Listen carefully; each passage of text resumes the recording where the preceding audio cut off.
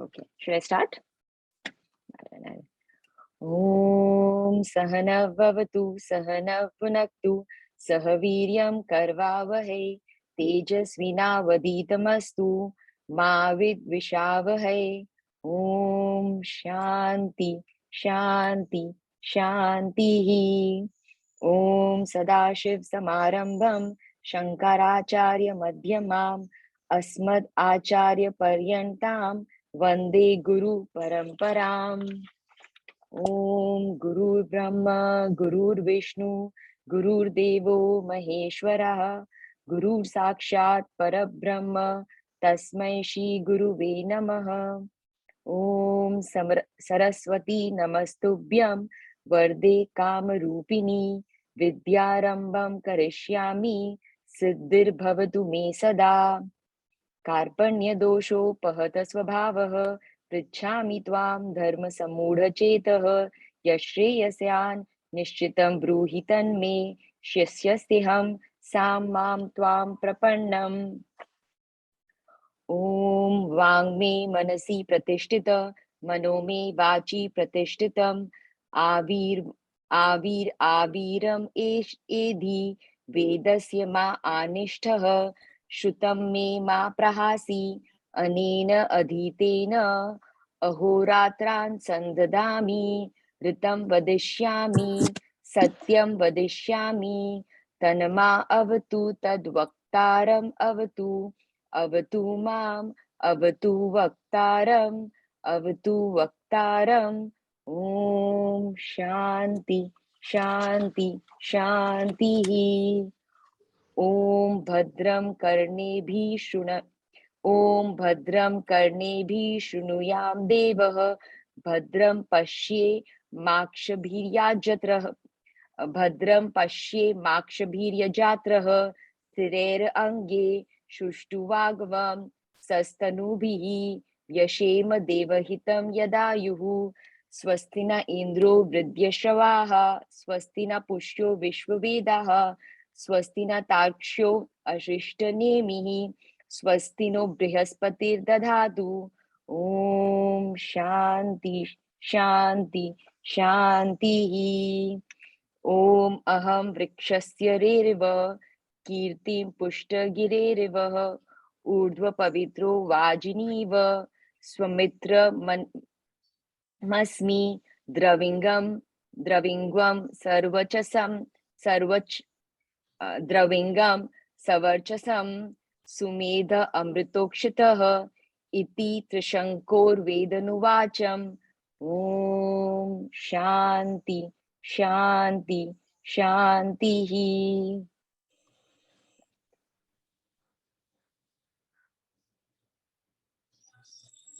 Narayan, Narayan, everyone. Thank you, Smita, for the seva. Does everyone have access to the recording of the month of the invocation shlokas? Do you all have access, or is there anyone who does not have access to it? Anyone? I mean, I can reshare it. Yeah. Okay, you should definitely reshare it. So Smita, you need to practice starting from Karpanya Dosh onwards. Okay, all of them, a lot of practice. I have to say that, right? Not going to mince words there. And same for everyone. Please practice before before it is your time to do seva. Reach out to me or Abhinav if you need help, and we have to take this responsibility very seriously, okay? Because we are doing invocation shlokas for the entire class. So let's practice them and make it. It has to be really well done. Now we're 2.5 years into the class. It's not, we didn't start this yesterday, right? So about time we step up again, right? Thank you. So we are on chapter 10, Vibhuti Yoga, as we saw in the last class. Now Bhagwanji is beginning to tell us his manifestations in the world, his vibhutis, right? And he's explaining to us what are those vibhutis. Now he started off by saying that I am the beginning, the middle, and the end, right? We all know that at the beginning it is the Atma. In the end also it is the Atma, right? So we have to understand that everything in the middle is also Atma. Okay, every human being, every jeev, everything in the middle is also Bhagwan Ji. It is Paramatma. Okay, it is him in the middle. Whether we are able to see that Paramatma in the other person or not. Okay, it is him. And that is the most important thing he's told us. And then he said that the fact that this fact is the underlying fact for everything else. It is the underlying manifestation. Okay, every other vibhuti is built on top of that.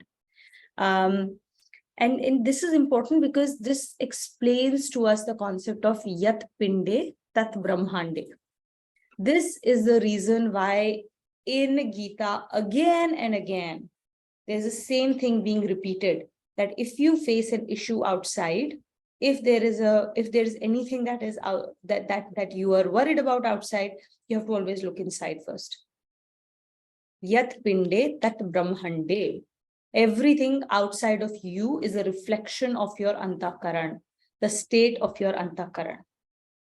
If we work on our antakaran, the external circumstances are going to accordingly rearrange themselves. They are going to change. Okay. And this is the most important thing to remember, which is why if you have an issue in a relationship, if you have an issue with your boss, if you have an issue in any form or capacity, right? You have to, or somebody said something that irritates you, look inside. What is it telling you about your state of antakaran that you need to work on? When you do that, then the external circumstances either will change, remove themselves, or will stop to bother you any longer.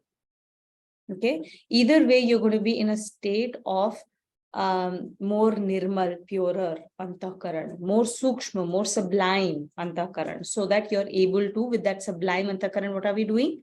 We are strengthening, improving, sharpening the tools that are available to us to be able to perceive God. We'll start to be able to perceive him everywhere. Right? So we did all the way till Shlok 24. He's been telling us a lot of his manifestations, and now we'll hear a few more. We'll start from Shlok 25. Okay. Anita, will you read with us? Yes, I can. Connection. Elaborating his subtleties further, the Lord says, Maharshinam Bhraguraham Maharshinam Brahuraham Hiramasam Yekam Aksharam Hiramasyekam Aksharam Yajnanam Jap Yagno Asmi Yajanam Yajnanam Jap Yagyo Asmi Yajnanam Jabayajno Asmi Stavaranam Himalayah Stavaranam Himalayah. So most of these words are very, very simple to understand. But see, Sthavaranam is something that does not move, something that is sthit, okay, something that is fixed in its place. And the others are easy to understand. So we'll go and read. Among the Maharishis, I am Bhikkhu. Among the words, I am the one syllable Omkara. Among the yajnas, I am the yajna of japa, the silent chanting. Among the fixtures, I am the Himalayas. Continue reading. Emancates, continued. Bhikkhu. Etymology, this word means the flooding of the darkness of ignorance by light of supreme perception of the Lord. This is rendered possible by spiritual illumination or culmination of action. In the light of perception, this is a manifestation of the Lord, sublimity. Omkara. Yeah. Bhrigu Maharshi is the one who wrote the Nadi Shastra. The Nadi Shastra is also known as the Bhrigu Shastra. Okay, he is the most, he's considered a very,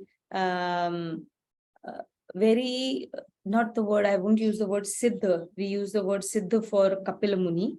Bhrigu Maharaj, Bhrigu Maharshi is synonymous with knowledge, right?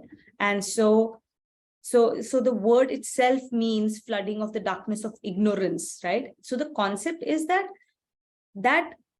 ability to get the knowledge, when we say that we do all the hard work, all the karma yoga, jnana yoga, bhakti yoga, all of that to come up to here, the power that then takes you from here to here is Bhagwanji's power.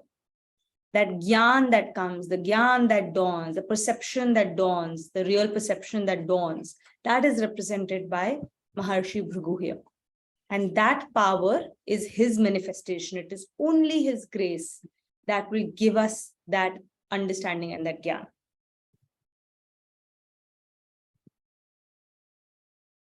Omkara, the perfection of all words, language, and knowledge, is the realization of the Lord, denoted by Omkara. This is regarded as his symbol. I think in previous chapters, in previous shlokas, Omkar has been referred to as well, right? And they say that Bhagwanji created the world with a word, and that word was Omkar. From the word Omkar came the Gayatri. From Gayatri came all the Vedas, the Shastras, the Purans. And from them and their rules, the entire Srishti was created. It all started with the word Omkar. The word Omkar has deep significance, and it represents a lot of things. O, the three syllables represent Vishnu, Mahesh, and Brahma. It also represents the three loks, the Prithvi lok, the Bhulok, the Bhulok, the Patal lok, and the Akash lok. Okay. It also represents three levels of consciousness. It represents the three gunas. I mean, I can go on and on and on about the significance of the word Omkar. Closer home, right? With everything in this life, we have to, whatever we read in here, we have to bring it closer home. So what does Omkar mean for us? What does the power of Omkar mean for us? The power of Omkar means the power of creation. And that original power of creation is Omkar. So for us, it means that the power of creation we have with our words, with our thoughts. It is, and that power of creation comes from him and him alone. And we have that as well, right? On a daily basis, when you create, whatever we create, we may create a dish, a food dish. The idea of that food dish coming into existence started with a thought. You had a thought, and that thought then converted into actions, which then ended up creating a dish, right? You create, you throw a party, started from a thought, right? You close out a project, you start a company, whatever you do in this world, it all starts with a prerna. It starts with a thought, and that prerna that leads us to doing God's work or create this everything around us in a way that God wants us to create. That power comes from him. We all have that. It is a responsibility to have that power with us, and we must use it responsibly. This is a very, very, very important power. Now, how do you exercise that power? You exercise that power by being very responsible and careful with the thoughts we engage in. We don't have control over the thoughts that come to us, right? The thoughts around in this world, they are swirling around, and we have zero control over it. The thoughts will come and go. On an average, an adult human being has 65,000 thoughts a day. You have no control over them. Okay, you go into a mall, you'll be different types of thoughts coming into your mind. You go into a cinema, different types of thoughts. You go into a party, you go to a friend, you go to office, wherever you go, that place, the energy of that place will influence the thoughts that come into your head. What is under your control is what thoughts you hold on to. Dhriti. What does your mind get sticky for? And what does it let go? That is up to you. So it's very important that you examine what thoughts are being held by your mind on a constant basis. What are you ruminating about? Are you ruminating about somebody said something? Usne aisa kyun kaha? Why did he say that? Why did she say that? What happened? What happened? What happened? What does it mean? What can I do about it? Right? Are you ruminating on that constantly and being worried about what he said, what she said? Or will that come and go and you let it pass? That is very, very important. Okay. And then the second level, at a grosser level, this is at a subtler level. At a grosser level, we have the responsibility with the words we use, the tone of language, what we say, how we say, when we say, where we say. Starts with a thought, translates into your speech, and then only it, and then the more you think of a thought, then from a thought, it converts into desire. And from desire emanates all actions. Every action comes from a space of desire. There is no action that will happen without the right desire. And that desire will come from you holding on to a thought. And it gets power when you give speech to it. When you put your thoughts into words, they become more powerful. And eventually they become even more powerful. Powerful in the sense of, not powerful in the sense of like, oh, this is where the power is. Power in the sense that you are crystallizing them. They're becoming grosser and grosser and grosser. And so it becomes more and more difficult to change as you go down the chain. Thought is the subtlest thing. So it's the easiest place to change, to bring any change is at the thought level. The most sublime, the most pliable, the easiest place to change.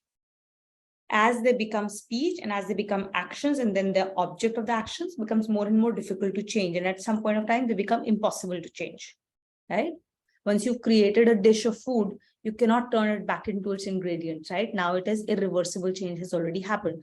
The time to change is at the thought level, whether you want to cook chola or you want to make mixed vegetable, right? So that's the point. That's the place to change. That's the power we have. So that power of creation, Omkar, is his manifestation, is his vibhuti. Every time you see any kind of creation in this world, you can start to see him being the power behind that creation. It is not a person creating something. That power of creation is him.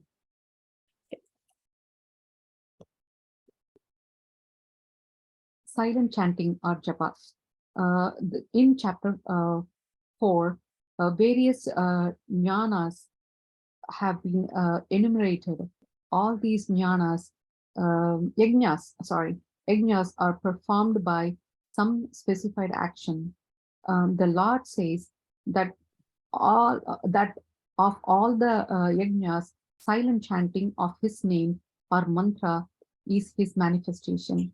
In this type of chanting, there is no movement of tongue or lips, and it is done with the incoming and outgoing of breaths. It is the easiest and most efficient discipline of the realization of the God. It does not involve any expenditure, exertion, or any trouble of anyone. In chapter 4, we have seen a lot of different types of yagyas that can be done, right? In each of those yagyas, every single yagya, other than japa yagya, you need to use various types of resources. You need to expend energy and exert yourself, right? In all of those yagyas, because of the very fact that you're using prakriti, right? When you're using objects, you use havan ke liye, or whatever you may do in this world, right? In every one of them, you're using things from prakriti. Because if anything is from this apara prakriti, it is part of apara prakriti, including us, including the way we say things, the way we do things, all of those things, they are never pure and perfect, right? The only perfection lies in Paraprakriti, in him. Everything else other than him cannot be perfect. Everything is imperfect. So every yajna that we do is always, how much ever effort you may put into it and how much ever care you may do into it, it will always be imperfect in some way or the other. Which is also the reason that after every puja, we must ask for kshama. Kshama prarthana is part of every yajna, where you ask forgiveness for the things that may not have gone properly. Okay, just accept it. It will always be imperfect, right? So, and it requires resources, it requires energy, it requires you to get these different types of resources in place and then put them in a certain order, do a certain process. So it is a lot of effort, money, all of those things, okay, and time. And you may not be able to do them at all times, in all ways. So there are restrictions around what jap or what yajna can be done at what time. You have to do it in morning, afternoon, evening, in this place, in that place. All of those things are there, right? Lots and lots of do's and don'ts associated with most yajnas. Okay. And now I'm not talking just about the yajna where you sit around a fire and do oblations, right? This is also all the yajnas that are part of our karma yoga. Okay. Like dan, charity, all of those things, right? Everything is a part of this. Now, in all of those cases, because of this very fact, they are not perfect. Jap yajna, on the other hand, is considered superior to all of them because of a lot of reasons. One, you don't require any resources for this. You just need to be yourself, right? You don't need to acquire any extra resources for this, which means that it is within the reach of every single person in this world. It does not matter who you are, where you are. You can do it at all times. There are no do's and don'ts around it. There is no dosh that comes from it. If you do something incorrectly, you may get a dosh. For example, when you're sowing a seed, if you do not do it correctly at the right time, it will not bear fruit, right? It will not, the plant will not germinate out of it. In Jap Yajna, there is no such thing. It is dosh rahit completely. That means whenever you do whenever you do Jap Yajna, it always gives you benefit. It always gives you fruit that must come from Nam Jap. Okay, so it is dosh rahit. It is easy to do. It does not trouble anybody around you, right? You do not go around like, doing something that will hinder anyone else. It's just you yourself at all times, at all places. It does not matter who you are, where you are, what time of day or night it is. You can do it at all times. You're traveling, you're doing whatever, right? So it is considered the most superior type of yajna you can do, and the impact of it is the highest. There are two types of japas. There is a vachik jap and there's a mansik jap. Vachik jap, most of us are always doing vachik jap. Okay, vachik jap is, even if it doesn't mean that the words have to come out of your mouth, right? The sound may not be heard. You may still do it inside of you, but you're still doing vachik jap as long as your tongue is moving, your mind is thinking of it, and you are like, basically that is all vachik jap. Even if that vachan or that speaking is internal to you, all of that is vachik jap. Even superior to vachik jap is mansik jap. When you are no longer saying it even inside of you, it becomes a part of your breath. Takes a lot of tap, lot of nam jap for you to get to a level of mansik jap. When you are at mansik jap level, then you may be speaking, you may be doing whatever, but with your breath, all you're doing is nam jap. All you're doing is nam jap. When you're sleeping, you're doing nam jap. You wake up, you're doing nam jap. It becomes a constant state. With vachik nam jap, when you sleep, you sleep. There's no jap happening. Because you're required to speak. Engage with your conscious mind. That's the difference. Are you using your conscious mind and your conscious ability to do the nam jap, or is this now reached deep down enough into your muscle memory to become mansik jap? Okay. The difference between you playing tennis and you're thinking about your shots. You're constantly in that space of like working, like this is how my hand should be, this is what I should be doing, blah, blah, versus it becoming natural. So much of practice that it has now become your unconscious level. You're not now thinking. The moment the ball comes, your body reacts, right? Without you engaging in a conscious thought, it becomes unconscious. That's when they say you're in a zone, right? When they play, whenever like those elite athletes, when they're playing, they say that they are in a zone. That is the zone. When you're in the zone with Nam Jap, is Mansik Jap. It has become unconscious to you. It's been driven down into your subconscious level. Okay. And that Jap is the most superior type of yagya that ever is. Which is why, even though we've completed Nam Jap Ahuti, the Purnahuti on Thursday, do not stop doing Nam Jap. Continue to do Nam Jap. There would be several anushtans that will start coming up as a part of our Gita Parivar. Even when we do those anushtans, you will have to continue to do your Nam Jap and practice enough so that in the next Nam Jap anushtan that will start in November again, you're all able to commit to a level of 16 malas. That should be your goal. Okay, in November, when we seek everybody's requests, I should see 16 for everyone. That's the level that we should be getting ourselves to. It's a bare minimum for everyone. Don't think of this as like, oh my God, 16, who can do 16? You can do 16 very easily, very easily. Okay, you can even do 32 very easily. So we're talking of half. Eventually, we have to go to a level of being able to do 64 Nam Jap malas. When you're doing 64 malas a day, you don't have to ask your questions to anybody else. Your answers will come to you. You just have to ask, and the answer will be delivered to you. Because that's the level of yoga you would have. Shalini Didi used to say that when she used to ask any question to Maiyaji, I have this confusion, I have this problem, how do I solve for this? Maiyaji's answer used to be, did you finish your 64 Nam Jap malas today? If you did, then don't come and ask me this question. Go back and finish your 64 Nam Jap malas. Right? But I'm not asking you to get to 64. I'm just saying 16. When next Anushthan comes, we should all have elevated our capability, our capacity to be able to do 16 Nam Jap malas. Okay? Next. Himalayas. The Himalayas have the highest peak in the world, and these mountain ranges are perpetually covered with snow. They are amongst some of the coldest region of the world. Heat is associated with the movement and unrest, and coolness in indicative of calmness. This calmness of mind leads to fixation of the mind in the thoughts of the Supreme, and the fixation of the mind makes it unshakable. This restful, calm, and cool condition of the mind is said to be the state of its highest elevation, which is the manifestation of the Lord. Perfect.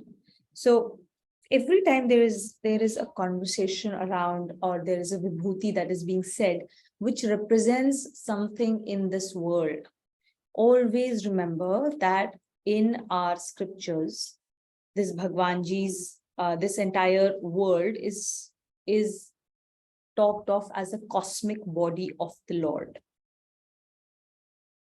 Yat pinde tat brahmande. This world is a body of the Lord. And similarly, there is Jivatma inside of us, and this is the body of the Lord, right? So which is why Yat pinde tat brahmande. So Himalayas, while we see that as these mountains, right? We always talk of them as the mountains that are covered with snow here. What does it mean inside of us? It means a state of being sthit pragya, a state of equanimity in our mind. That is what Himalayas represent. And how does that work?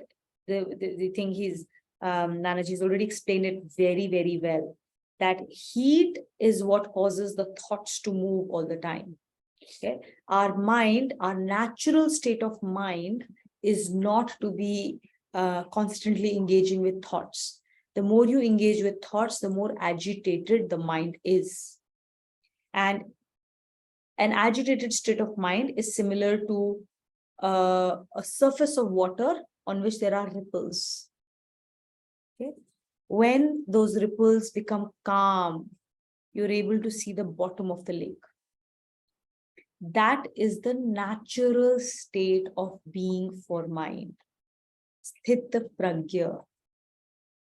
So our natural state of mind is that of calm and coolness, which is why Kailash Parvat is in Himalayas.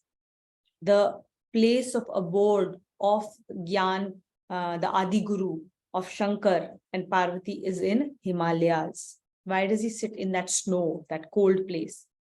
The concept is that he stays in a mind that is calm, where there is no agitation, where there is sthit pragyata. Okay, that is why that the imagery that is created here. Okay. That's why even colloquially, you always say be cool. Be Right? cool, yeah. Right? Kids say to us all the time, be cool, cool down, calm down. So we're also reading this in the context of Vibhuti Yoga. Vibhuti Yoga essentially means how to connect to him or remind ourselves of him when we experience these things. So every word we speak, right, it's actually his Vibhuti. No other species has that boon of words. It was he that manifested with the perfect word, and then that Vibhuti has been broken down and it's given us the opportunity to speak, which we take completely for granted. Right? So if you want to connect with him and his Vibhuti, every word that we speak is that opportunity to connect with him and being aware where it comes from. Same thing with silent chanting in jap. The silence within us is also a gift of, it's also his gift for us to connect with him. So whenever you're feeling silent, whenever you're feeling slow, whenever you're feeling calm, and that's the last one, it's all an opportunity, it's all his vibhuti and manifestation among us. In fact, Bhagwanji lives only in silence and not the words, which is why when we do Om meditation, we say Om, and then there's a fourth word, which is the fourth syllable is silence. That's when we experience Bhagwanji. And in that moment, there is no breath also. If you're taking breath, you're missing Bhagwanji. Right? There's complete silence. Bhagwanji exists in that silence, right? He's represented in our Vedan Puranas as Neti, Neti. Not this, not this, not this. Taking out things, Nivritti. Nivritti before Pravritti. We had read about it, right? The Sanat Kumars, when we read about them. Nivritti, the path of Nivritti before the path of Pravritti. It will come again and again and again. When we do Neti, we take things off. We take off our roles, we take off our upadhis, we take off our, the things that we are proud of. All of those things, you start taking those layers off, is when you will discover him, not by taking on more layers, not by taking on more layers. But then we talk about taking on more things. We talk of taking on more anushtans, take on more jap, take on more. Then you're like, okay, so where is the afritti? Like, this is all pravritti. I'm taking things out. The whole idea of taking these things in is to use them to take things out. Everything has to go down to the level of nivritti end of the day. If we are not taking things out of our life, if we are not developing vairagya, then then Gita we haven't understood Gita. It all has to culminate into vairagya.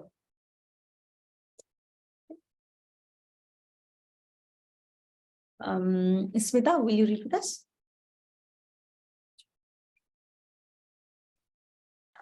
Connection. The Lord gives some more examples of the manifestation of his sublimities in terms of legendary figures who are indicative of some subtle thoughts. Ashwatha sarva vrikshanam. Ashwatha sarva vrikshanam.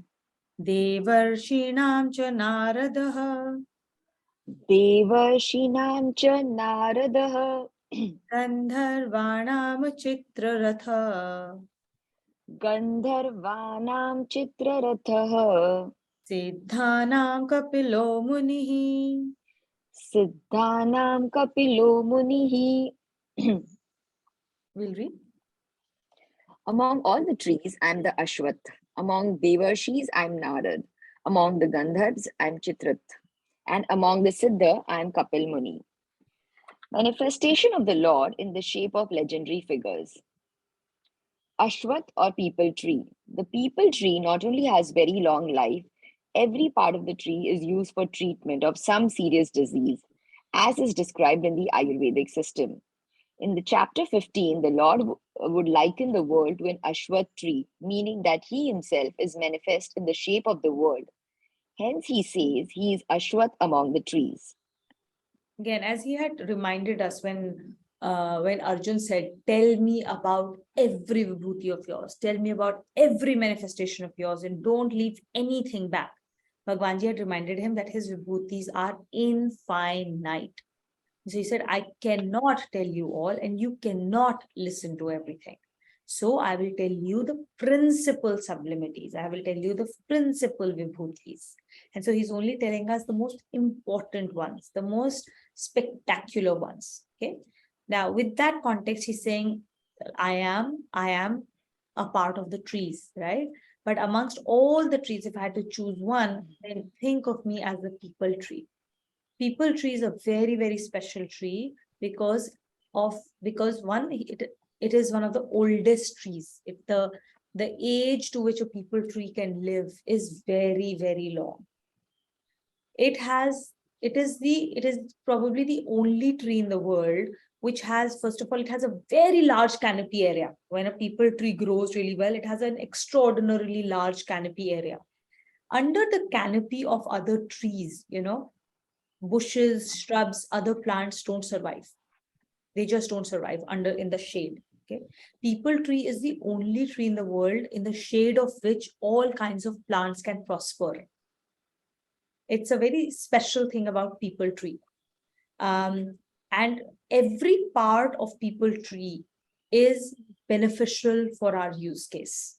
Every single aspect. There is no part of people tree that it does not have a beneficial use case for us.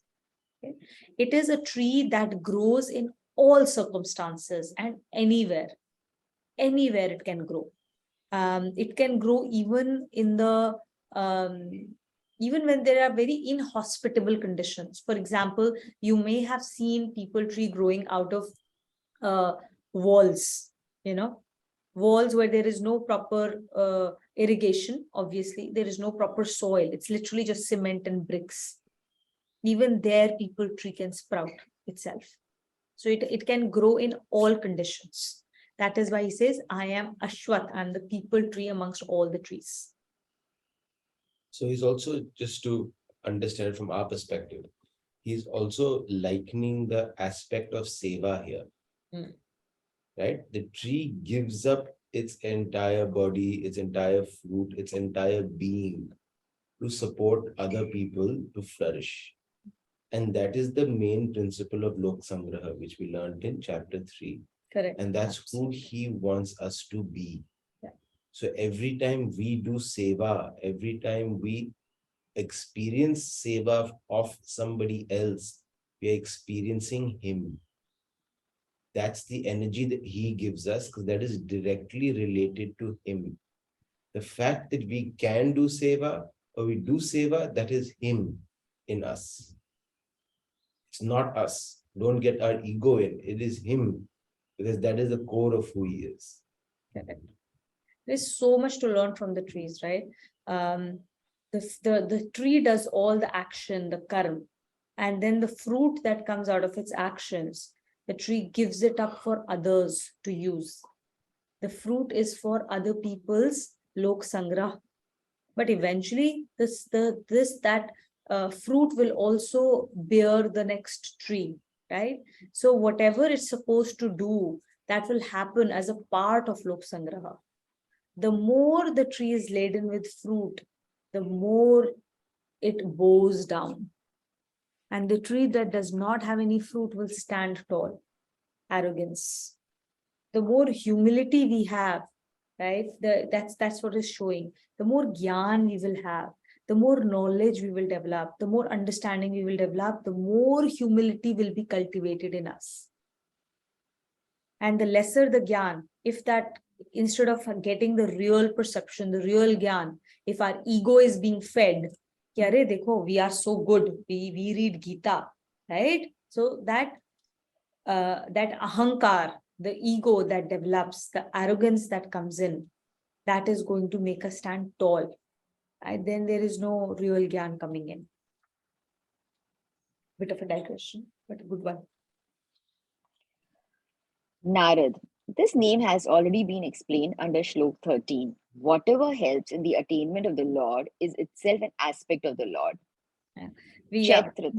We did the meaning of Narad right before in this chapter itself. Now this is where we need to learn. See, this is why reading scriptures under proper guidance is extremely important, right? Otherwise, in general, Narada is in folklore. People would consider Narad as a troublemaker, right? He's called the troublemaker. He's not the troublemaker. He's basically the instigator of situations to help us learn. He is the source of gyan. And that will only come to us when our buddhi and intellect is subtle enough to accept it. And this refers to all VVGP around us, all VVGP. Any situation, any person, any kind of event that happens around us, any situation that gets created around us, circumstances that come to us, they are there to teach us something. And that energy, that energy is the Narad energy. So just to add here, right? I'm sure this is valid for all temples in India, but like in Vaishno Devi, it's very popular that they always say, you cannot go to Vaishno Devi unless Mata ka bulawa aaya hai, right? And there would be enough stories and examples of people who want to go to these temples, and it just doesn't, like, last minute something would happen and they'd have to cancel their plan, right? And I think those stories are a reminder of our blessing. That the fact that we are even sitting in a satsang, in a class with a Gita in our hand, it is Him who has made that possible. It is Him within us that has directed us, and that is why we keep coming back every Sunday. And that is why treating this class, this satsang, this opportunity seriously is very important. You have it now. We don't know if we'll get it again if we misuse it. This is really our opportunity of connecting with Bhagwanji, and he's asking us to do it. That's why we are sitting here together now for 2.5 years. Right? The more seriousness, commitment, and that's all he wants, commitment, that we can show back to him through this medium, he will walk us further and further and further.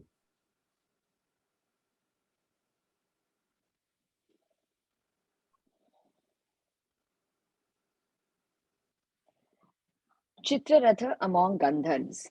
Gandharv denotes the level of consciousness in which there is a blend of fine arts and the martial arts. Chitrarath is said to be the ruler of Gandharvas. In its subtle meaning, the mind is said to be Chitrarath as it is the vehicle of all thoughts pictured by external stimuli. Attaining the subtle state while fighting our baser thoughts is the special feature of the mind, and so it is said to be a manifestation of the Lord. Do you want to say something about this? I think it's kind of self-explanatory, right? So Gandharvas are they are the celestial beings that basically are, they do the singing, the dancing, and all of the saklas, the painting, all of those beautiful things in the celestial world is done by the Gandharv consciousness. And the king of Gandharvs is Chitrarath. Okay. So he's saying, I am the king. So that means any kind of, fine arts that you see, the fine arts, the ruler of those fine arts is him. So he's the one that's powering. He's the one that's managing, and he's the one that's creating the rules around. He's basically the sustainer of the fine arts. In us, inside of us, it is the mind that appreciates all of these things, right? The sixth sense of perception of the external stimuli, the sixth sense of action as well is the mind. So mind is the king of all of the senses and the external stimuli, and it perceives the beauty, it creates the beauty. So it is the Chitrarath among inside of us. And Bhagwanji represents that consciousness, that power. So just to add here, right? Bhagwanji makes it so simple for us to understand in this shloka as well, that the subtle decisions, intellect, wisdom with which we've made decisions in our lives, they don't come from us. They come from him. So ineffectively, we don't do anything in our lives. Everything that we have got up to now, everything that we do, it is his grace that gets reflected through us. Our only job is to choose whether we want to connect with him and allow his grace to flow fully, and us just being an instrument through which it flows, or we connect to sansar and claim ownership for everything and think, I'm doing it, I'm doing it, I'm doing it, I'm doing it. Till the last breath we have, when we say, oh God, please save me, because I didn't do anything. That's literally the only thought and question for us to think about. Yeah, but even in that, right, the best part is that every time there's something good that happens, the ahankar, the ego says, I did it. Something bad happens, then it's somebody else's fault. Then we start into the blame game, right? इसने किया, उसने किया, इसकी वजह से हो गया, उसकी वजह से हो गया, मैंने सब कुछ perfect किया था, उसने ये कर दिया, उसने वो कर दिया, right? Then we are blaming everyone else. So everything good is me, everything bad is someone else. So that's how the ego plays it. Whereas at a Bhagwanji's level, when our consciousness has risen above, then we accept that everything is his play. Everything is his play. And we are able to see his play in everything, and hence recognize everything as a blessing and try and understand what is he trying to tell us. The more subtler our intellect is, the clearer we will be able to hear his voice. The more clearly we will be able to see his hand in everything. We'll be able to connect to the Narad consciousness and get the gyan that we are supposed to from that VVGP and move on our journey. Kapil Muni among Siddh. By the word Siddh is meant a perfected being. This perfection is attained by a contemplative mind, which is the etymological meaning of the word Muni. Kapil propounded the Sankhya philosophy, and some parts of that system of philosophy have been adopted in the Gita. He is therefore taken to be an incarnation of the Lord. So we understand the concept of Muni, right? Manan Chintan. Manushya, the word Manushya, the man, Manushya comes from Manu, the word of Chintan and Manan, basically. One who does Chintan and Manan on Ish, on Atma, on Bhagwanji is a Manushya.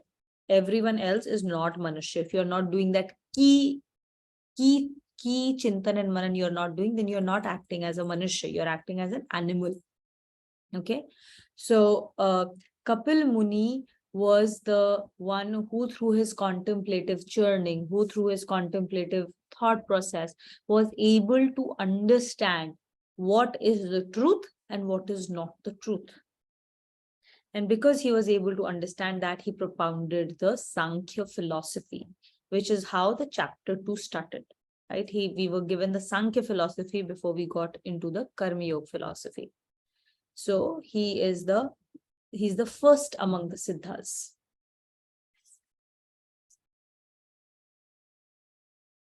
Vijay, will you read with us now? Connection.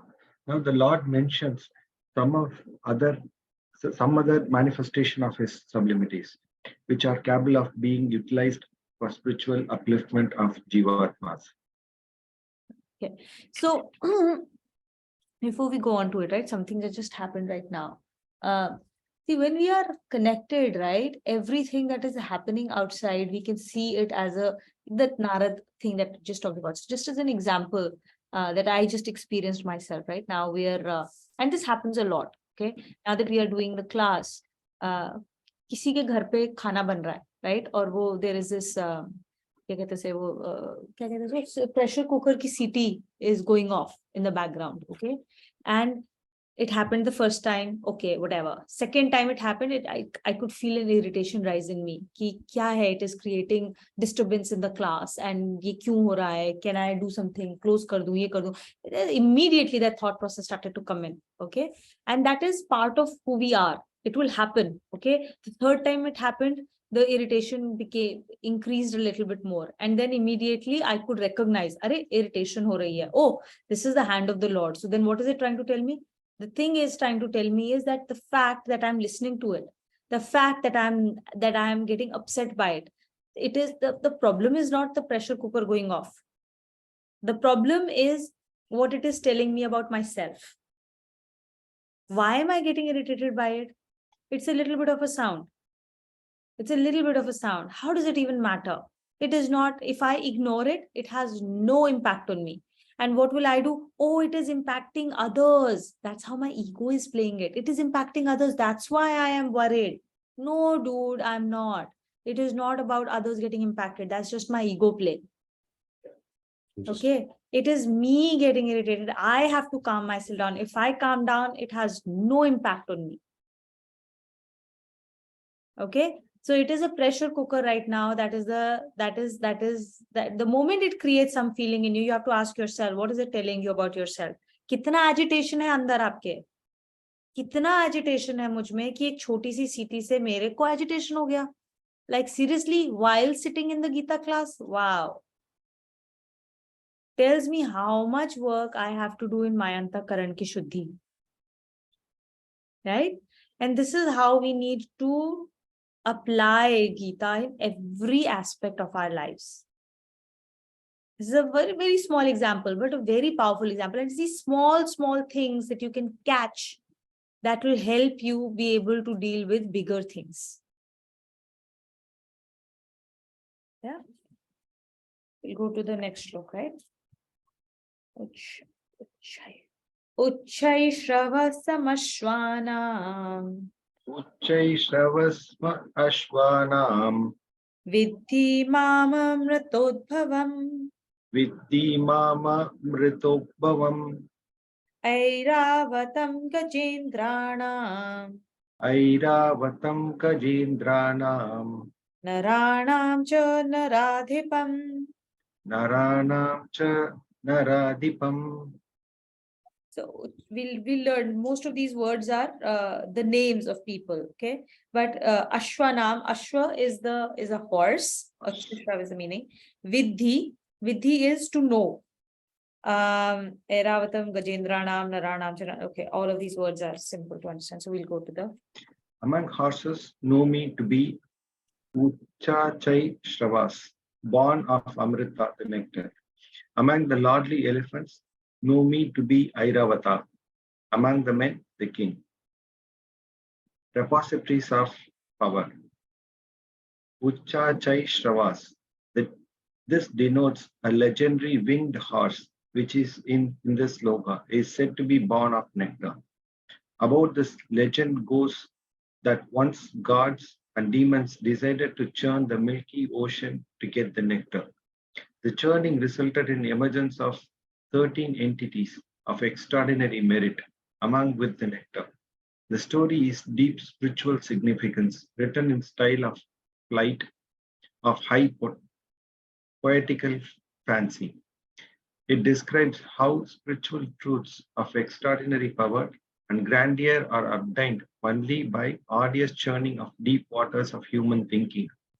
The assertion of vital power towards the nectar of self-realization is denoted by winged horse Uchachai Shravas, which is manifestation of Lord sublimity. Airavata, this name of Lord Indra elephant, and it symbolizes passionate tendencies of the mind. When brought under control by iron hook of yoga discipline, it provides a right to supreme state. It hence symbolizes large sublimity. King, one of the manifestation of divinity is the power of king to rule by law. As such, this manifestation of the Lord. So we've referred to the concept of Manan Chintan all the time, right? And we just talked about it again. What does this Manan and Chintan really do, right? And that is the story of Sagar Manthan. We've all heard of it so many times. Now, the real meaning of this, again, bring it home, bring it down to yourself. The regular Manan Chintan that we do in our daily lives, when we are talking of how am I going to apply the principles of Gita in my daily life, is the Sagar Manthan. That whole story of Sagar Manthan is what we should experience on a daily basis. We should do on a daily basis. The demons and the gods represent the principles and the issues that are inside of us. The demons inside of us. The demons of the KLM3 that we talk about. Kam, Krodh, Lobh, Moh, Mad, Matsar. Though these demons inside of us are the Daityas. Okay? And the gods are the principles, right, that we live by, that we have to live by. And the constant fight between the two on a daily basis when we live our lives is the Sagar Manthan. And we do the Sagar Manthan when we churn, when we think, when we do Manan, when we do Nidhi Dhyasan. If we are not doing Manan and Nidhi Dhyasan, then there is no Sagar Manthan happening. Okay? And that fight between the two, to get what? Why were they doing that Sagar Manthan? That Sagar Manthan was being done for the nectar. The nectar is the Gyan of self-realization, the Mukti. Okay. And the story has it that when the Sagar Manthan was happening for getting Gyan, Gyan came in the end, the nectar came in the end. Before that, 13 important vibhutis, treasures were thrown up from the milky ocean of consciousness. That milky ocean is the ocean of consciousness inside of us. Okay, those 13 vibhutis were thrown up, and these 13 treasures are treasured, and both Daityas and the gods fought over it as to who will get what. Okay, and not just that, even poison came out of it, right, or out of that Sagar Manthan. So there's this whole story around it, and it's something that we should probably talk about someday. But here specifically, they're talking about couple of things that came out of that Sagar Manthan. One was Uchchai Shravah, and the second is Airavat. Both of these are considered the rides for Lord Indra, the king of the king of the gods is the Indra god. He rides on the horse called Uchchai Shravah, and he rides on the king of the elephants. So king of the horses is Uchchai Shravah, and king of the gajas is what? Elephants. Elephants. Right? Yeah, the king of the elephants is the king is Airavat. It's a pure white elephant, a pure white horse, and on that the Lord of the gods, the king of the gods sits. What do they really represent in reality? Inside of us, Uchchai Shravah represents Pran. Okay, it is the seat, it is the power that carries human body. It carries the human body. And what is it that carries the human body? It is the Pran, the vital power of consciousness. And so the ascension, we remembered, right? The ascension towards the higher one, that the process or the energy of going up is called skanda. We had read it in one of the previous shlokas. See, every part has a vital meaning here. That power, that process of going up is called the skand. That is also the power of the Lord. And that pran that rises up through that is the Uchhaishravaha. It is the king. It is that power on which the human consciousness sits. Okay, so that's Uchhaishravaha. What is Airavat? Now, elephants are considered. Why have they given that imagery of an elephant, right? Because elephants, कहते हैं कि when elephant is passionate, anything that comes in its way is destroyed completely. Okay, so you're supposed to stay out of the way of an elephant in passion, and that represents the passionate tendencies of the mind. We all know that when we have passion in our mind, then it doesn't matter what stands in the way. Okay, we will justify it. You know that the Gandhari Buddhi, right? Gandhari Buddhi, the Buddhi, the intellect that has blindfolded itself and is being followed by the mind. Instead of directing mind where to go, Gandhari Buddhi follows and justifies everything that mind does. The passionate tendencies of minds is being represented by Airavat. And mind has sticky nature. Mind is extremely sticky. Whatever you give to it, it will stick. Okay, you watch a movie. Watch how many hours after that you're watching and you're thinking about that movie, the characters, the storylines, the songs, the dresses. It's going on and on and on. Okay, you read a book, the number of times you will just keep thinking about that book. Mind is very sticky. That's the very nature of it. So the more it thinks about something, the more it is going to get passionate about it. The more that's where the desire comes from, which is why it is important to control what you expose your mind to. That's what your buddhi does. It directs, okay, this is not a good place. Let's direct it here. And then let it stick here. This is a good place to be stuck into. Okay, desire, let's control the desires. It is a very nature to have desires. You cannot be in a space of no desires. That is not the space to be in. You have to transform and transmute your desires so that your desires becomes the highest quality of desires. That will also come here. We will read about it in the subsequent shlokas here. Okay, so mind, once it gets passionate, being able to control that, the king of the passionate tendencies of mind is a passionate mind which has been brought under control by the yoga of discipline, by the intellect. That is Airavat. But when it is not under control, it is not the king. Okay, and from that follows the king. It is the job of the king to rule by law. It is his duty. That's his primary duty. And that is why he's king amongst men.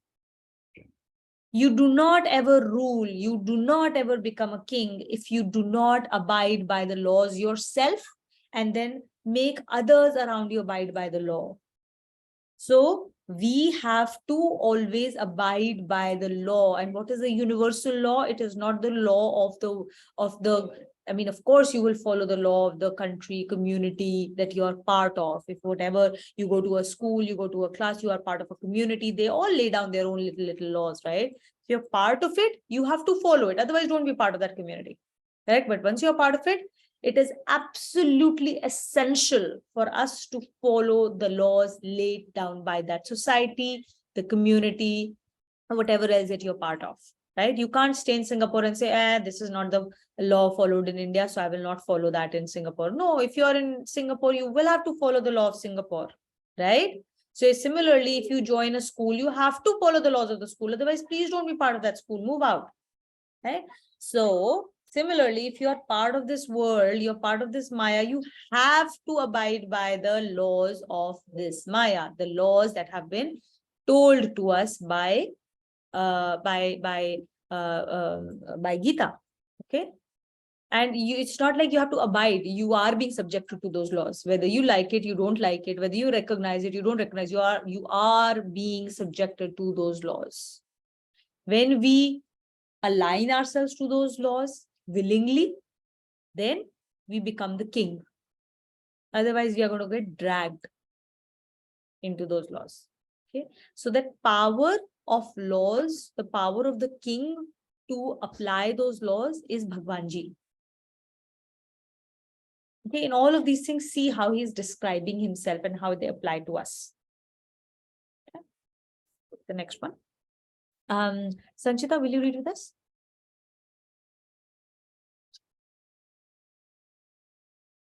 Connection. Describing some more powerful forces, the Lord says, Ayudhanamaham vajram Ayudhanamaham Vajram, dhenunamasmi kamaduk Deenunamasmi Kamadus, prajanaschasmi kandarpaha Prajanashchashmi Kandarpaha, tarpanamasmi vasukihi. Sarpanamasmi Vasukihi. So here Ayudh means astra shastra, weapons. Okay. The rest are easy to understand. So we'll go ahead. Among weapons, I am Vajra. Among cows, I am Kamdhenu. Among the urges of procreation, I am Kandharpa, the god of love. And among serpents, I am Vasuki. The powerful urges. Vajra, literally, this word means the thunderbolt, which is said to be the weapon of Lord Indra. The powerful force of vital power in the body is compared to the force of a thunderbolt. Vital power is a manifestation of the Lord, as it is the power which keeps beings alive. Okay, this is important. Okay. What is Vajra? It's being talked about the word itself, Vajrapat कहते हैं ना हम लोग. Thunderbolt, when a thunderbolt falls on earth, we call it Vajrapat हो गया.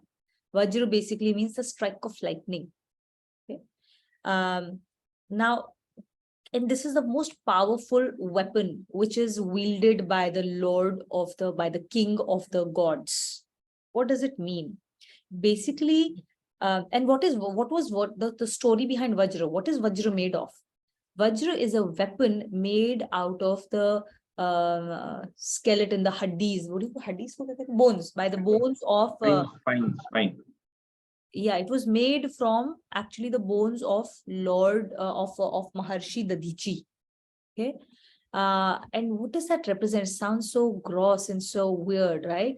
It was infused with his tap.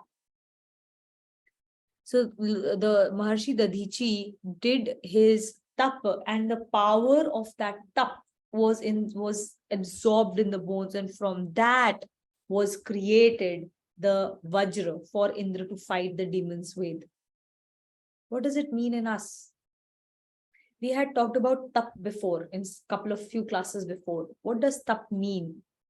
Tap doesn't just mean the action of sacrifice or the action of effort. It basically means the energy that is stored inside of us in various koshas of our life, of our being, 5 koshas, right? So it is the energy that gets stored in us every time we engage in the action of tap. Okay.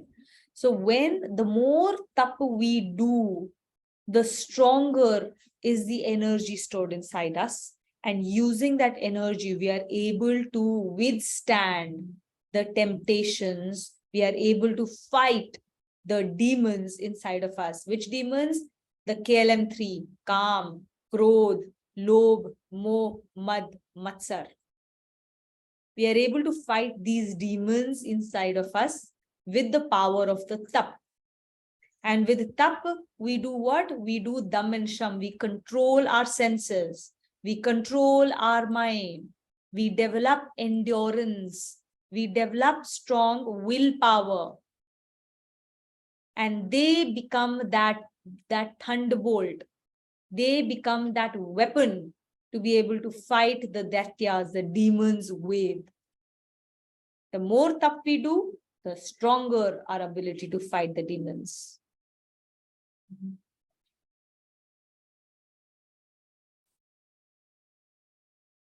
Here were we? Yeah. Yeah. Move on. Kamdhenu. It is the legendary cow of gods which provides the fulfillment of all desires. In chapter 3, shloka 10, the Lord has described Yajna as the celestial cow which provides for the necessities of life as ordained by the Creator, and as such, it is said to be an aspect of the Lord's sublimity.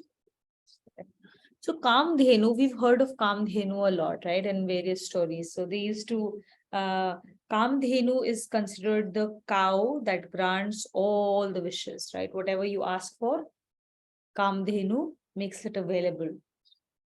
And Kamdhenu lived in sage, which sage is ashram? I'm forgetting the name of the sage. So there's a particular sage, in his ashram was this Kamdhenu. There's an entire story around that also, how a king comes and the sage then makes food available to the entire Sena and all of that. So that's a separate story. But basically, Kamdhenu is the cow that fulfills all your desires, essentially. In our life, what is Kamdhenu? Kamdhenu is the yagya. It is through yagya that we fulfill all our desires. Whenever we perform yagya, and especially if we do nishkam karma yoga and yagya like that, Jamadgani Muni, is it? Okay. Yeah, that's right. Jamadagani. Jamadagani is Parashuram's dad. But Lord Parashuram's dad, that is where the Kamadhenu was there, and the king comes and he's feeding the king and his entire battalion with food in no time, and he kidnaps the cow. Yeah. And then Parashuram goes, takes the revenge across all the. Correct. So for us to remember is that all our desires will be fulfilled through yagya. And so doing all actions with yagya bhav. This is basically the crux of your first 6 chapters, the entire shatak of Karma Yoga. This is the crux of it, right? So Kamdhenu, we fulfill all our desires by performance of yagya. And that is the power of Bhagwanji, basically. The power through which, with using yagya, we are able to fulfill our desires is a power of Bhagwanji. It's his manifestation. Let's read. Kandarka. This denotes the god of love and symbolizes the main urge in procreation. The origin of creation is said to be due to the primal urge of divinity to manifest his unity in the shape of many. Hence, Kandarka is the principal element in procreation, which is a manifestation of divinity. Yeah. So Kandar is the god of love, right? So god of procreation.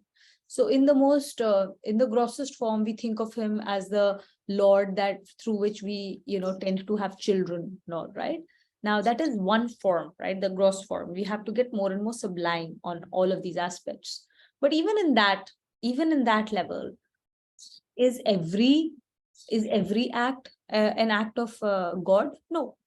It is one where we would indulge in an act not for the sake of pleasure, but for the sake of doing our dharma, of procreating children that will be Bhagwanji's sevak. Okay, when we are able to take desire out of the act and we do it as an act of duty, that is Bhagwanji's manifestation. Okay. Now, at a subtler level, it is all urges. It starts from Bhagwanji's primal urge to create. Ekoham bahusyami, the Mahavakya, right? So from there came all of creation. So that desire, that primal urge is what drives us at all points of time to create, to be more, to be more, to be more. Okay. And when it is unconstrained and it is not driven by sattviki buddhi, when it is driven by rajasic or tamasic buddhi, then we are on the wrong path, right? So that is not the manifestation of the Lord. That is the manifestation of darkness, of absence of Lord. But when that procreation or creation, the urge of creating anything, is driven by sattviki buddhi, by a sense of duty, by when we are being dharnisht, that desire is a manifestation of the Lord.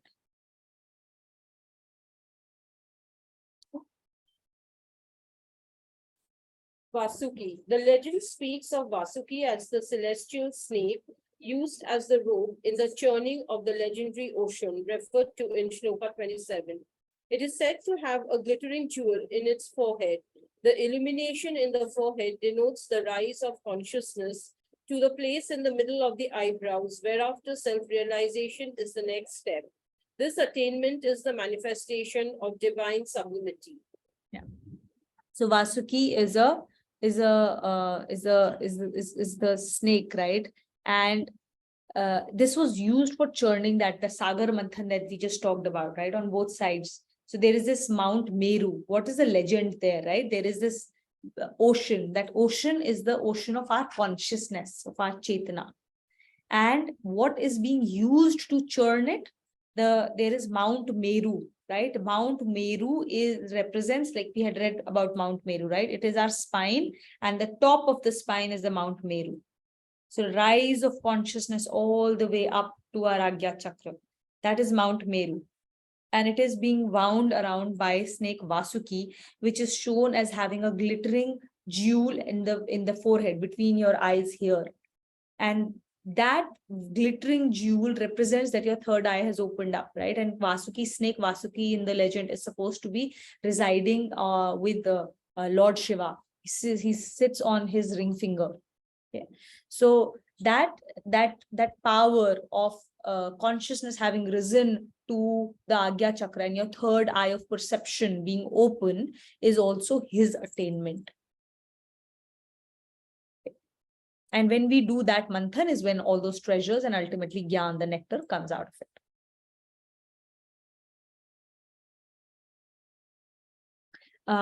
it. Nena, will you read with us? No, Tuna, let's do No? takeaways. It's, You want to do takeaways? yeah. Okay, 28, 29. Okay, so do you want to do takeaways in the class or is it right up as takeaway? Okay, so we'll stop the class here now and we'll do takeaways from everyone, please. Thank you. Will I go first? Yeah, please. So I like the main one point that we talked about today's Sagar Manthan, churning the deep waters of human thinking that is leading to self-realization. So whatever we are putting in. So till now we had been looking at it as a story on Ekadasi day. Vasagi was becoming the thread and Mount Meru as the churner, and one side asuras, one side. So which is basically a good and bad thought process that we are carrying. Keep churning, churning your inner self so that you are started realizing what is good and what is bad, basically. So that's a very powerful takeaway for me today. Thank you. That is actually what we always talk about, right? When we say Swadhyay, Chintan, Nididhyasan, that's absolutely essential. This is exactly what we're talking of on a daily basis. And there was one additional story also that I've kind of like read about, 2 seconds quick thing, which there is a bucket full of dirty water and you start keep pouring. How you can clean it without touching it, right? That is as the dirty water in a bucket is as, if you consider it that way. If you keep pouring good stuff over and over with this Nidhidas and Manan, all that, and slowly it will become a cleaner water. So that is a scientific way of doing it also. You keep pouring the water, it cleanses out all the dirty water in spite of however whatever the size of dirtiness it has gone through. So the way that we'll have to do is this, right? So that's the point. Thank you. Absolutely. Yeah, Kakuli. Okay, what stood out for me in today's class was when I think Abhinav said that every word is an opportunity to connect with him. I think a feedback which I receive a lot from family is that I'm sometimes very harsh with words. Like, and so this was a big takeaway because you know about it, you've heard about it, but now I will also be mindful that I'm missing an opportunity to connect with him, and maybe I will tone down. And also to do that, because you all said that thoughts is what gets converted to speech, so maybe it will help me also to refine my thoughts to connect to him more. Very nice, Kapil. Thank you. Yeah, Yeah, Kavita. Kavita. Hi. It's an excellent class and lot of takeaways from this class. But one point which really strike me is the when you're talking about the Himalayas as a state of Sita Pragya, which is the equipoise state of mind, and the calmness and coolness. Recently I read this book, Divine Romance from Paramahansa Yogananda's book, and how the feeling masks the soul. And he talked about the restlessness and calmness. And, it is such a beautiful word he mentioned there. When you lose the calmness, we lose God from our side. So I remember this when you are talking, because the state of mind is the natural state of mind is calmness, as yoga also says, yoga chitta vritti nirodha, where we calm down the fluctuations of the mind. And it is a very interesting analogy, like, how, like, you connect that, like, it's beautiful to think about the Himalayas and the coolness and calmness where Shiva stays there, and it is the state of that calmness. Very nice. Thank you, Kavita. You Thank should you. put down the name of the book also here for everyone else. So if anyone has a chance, they can read it. Yeah. Add here, right? Calmness also is the bedrock of us being equanimous. And equanimous is the way to connect to him. Equanimity necessarily means we are not chasing our likes and dislikes, we're being equanimous to everything. And that's the channel. So, yeah. Ha, Sanchita. Yeah. So I think, I every class that I do, I think, the fact that, jap is something that, we should practice. You mentioned that, it's superior to all yajnas. You really do not need any elaborate procedures, or you can just do it yourself. And I think I've started practicing it. And one recent example is, I think last week, I was in Delhi on a very important pitch. And generally in a pitch, what happens is, your tempers are flying, because it's a very short period of time in which you have to go back with your response and everything. So obviously, when you're leading the pitch, you're so much, the pressure is so much to deliver. So, there were times when, I was really losing my cool. But then I started actually writing Hare Krishna, Krishna Krishna, Hare Hare. So I started writing it in my pad. And, I think it made me deal with the situation in a much more calmer manner. And, we actually, and I started practicing this whole thing of leaving it to him. I was just doing my job. I think finally, when we did the pitch, when we presented it to the client, it went off so very well.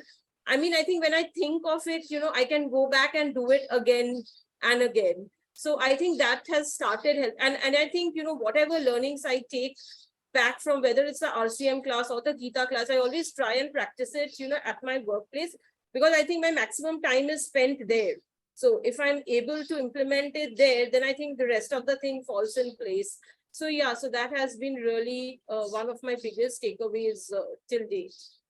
Very nice, Sanchita. Thank you so much for sharing. Very, very powerful. I can go next. Sure, Anita, go. Yeah.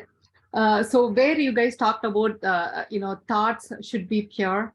So everything starts from the thought, and it manifests into, when you are going from the thought to action, when the end of the action, it is very difficult to go back. The example that you gave is like, once you cook it, you cannot make it as ingredients. Either you eat it or you'll have to throw it. So that kind of catches. So you will have to be having a pure thought to begin with, even to end with a good end product. So that is the main thing that got me from today's class.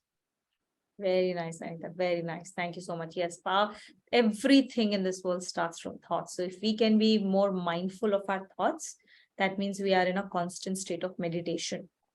Otherwise, we'll never be able to catch our thoughts. And by the time we know them, they've already like manifested themselves in a state of passion, and they've like agitated us, taken us to a completely different level before we even know it, right? So that's awesome. Thank you. Yeah, I think going back to thought itself, I think what you said and what resonated with me is that we have no control over thought, which is a fact, right? But what we have control over is how to engage in those thoughts. I think that's where the main crux is for me, because I think that's where, thoughts keep coming, all kinds, good, bad, ugly. But, how much we want to engage it will lead to the further outcome of the action and the words that we would take. 100%. What's also true is the thoughts we choose to engage, those are the thoughts that will multiply for you. Correct. So if you consciously choose to let go of certain thoughts you don't want to engage, then those will divide. And those will become smaller and lesser and lesser and lesser. And the They'll ones just you go away, they'll disappear. They'll come and they'll go without sticking, without making any impact. and then on they'll you. stop coming at a Yeah. point because they're like they don't get any place to stick. Naina, I think you've been waiting your turn patiently. It was interesting to listen to everybody's takeaways, and their experiences. Yeah. Yeah, for me also, I think it's all the potential for change is mostly at the thought level, right? Any change which can come, it will be at the thought level, which was, I think it has been said before, but again and again we need to remind ourselves about that. And also how everything connects to consciousness, and how we can how all the vibhutis are connected to consciousness, and how it can be, how it will rise above the current level which we are in. So how it is connected to it. That's what was the takeaway for me. And also about the energy we create through tapa. I think that would be my takeaways too. Very Thank nice. you. Very nice. Awesome. So I think here's interesting, right? Like the fact that thoughts are supremely important, and that all action happens at the level of thought. The karma that we should be thinking about is not at the level of action. We started talking about it in chapter 3, right? When we said ki, don't think about the action and padat. Unfortunately, all our life we spend in that action object, but we need to go above that. We should think of thought and the feelings that get the bhav with which we do an action. That's where we should elevate ourselves to. We started talking about it since chapter 3.